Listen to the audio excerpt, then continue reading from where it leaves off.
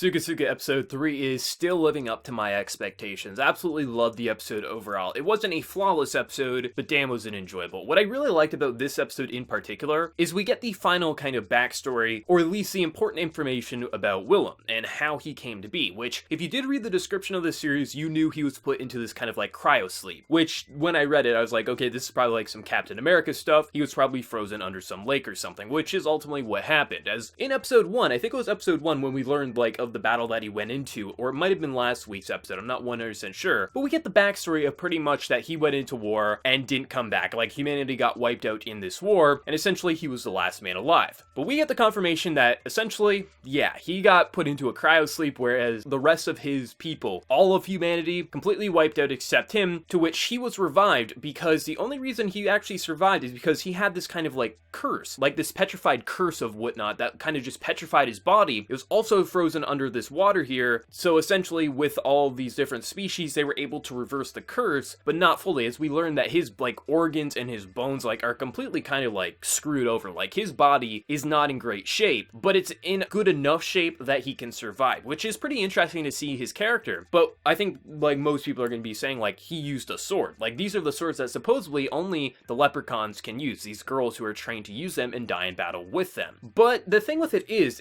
I mean, I'm sure in the light novel there is a full detailed explanation with this, but from my understanding, like if we watch the battle where he was going up against a blue hair girl, once again, I'm not going to remember these characters' names, unless they're like Glenn and Willem, I'm not going to remember characters' names very well. But essentially when he was fighting her, he was going over this idea that there is a different way to fight, which to me is how he fought in his wars. So, like during his flashback, we see him with a sword, but the sword isn't activated in the same way that these girls activate it, as we see like these beautiful, like they light up with all these like relics, these runes that manifest into these swords. But essentially when he uses it, he's not actually using it to its full power from my understanding. Like just based on the visual directing for that, it seems that he's able to use it because these swords are essentially, they absorb the power coming into it and you can reflect it back. So it seems like that there are people other than these girls who can use a sword, just these girls are the ones who can use it to full strength, but people like our main character who is a human used them in their war, just not to the full advantage, and that's probably why they were wiped out and these other species survived. So I did like the bit of explanation because it's not surprising that he could use the sword in some way, or at least use the sword to kind of deflect the oncoming attacks from someone who uses the sword at full potential, because we knew he went into a battle and we get the final confirmation of what that battle kind of did and how he survived said battle. I think just growing our main character's perspective, like where he came from and just kind of like what he was fighting for, but we also have an idea of his fighting strength, and also pushes the idea onto these girls saying, you don't need to just like suicide bomb yourself, there is other ways to fight, you don't even use these swords in the way they're meant to be used, which is giving hope to the girls that maybe we don't have to activate this gate and kill ourselves, maybe there is another way to fight, deflect the oncoming attacks, something like this,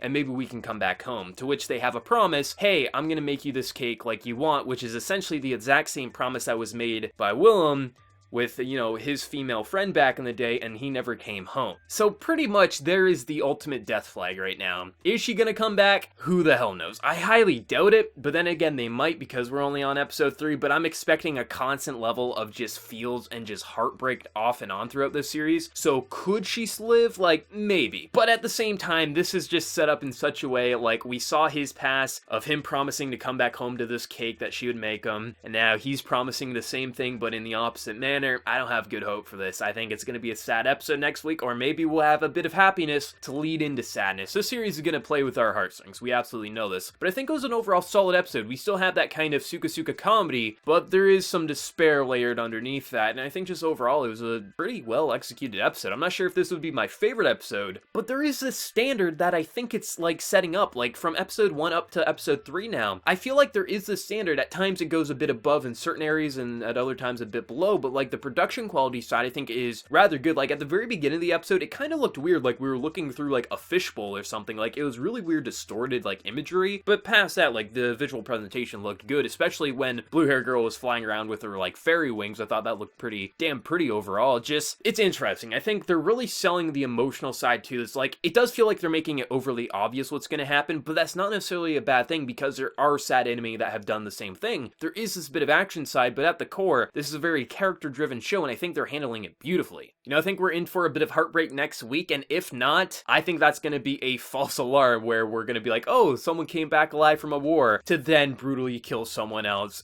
Who knows what they're gonna do with it. But overall, I absolutely loved episode 3 of SukaSuka, and I'm dying to watch episode 4 next week. But I'd be interested here, for people who have read the original source material, how are you enjoying the adaptation? Is it a bit fast-paced for yourself, or are you enjoying it, like, overall? And for anime originals, what do you think is gonna happen next week? Let me know your thoughts down in the comment section below, and before you leave, hit the like button to show your support. If you're new to the channel, be sure to subscribe. So until next time, everyone, please take care and have a good one.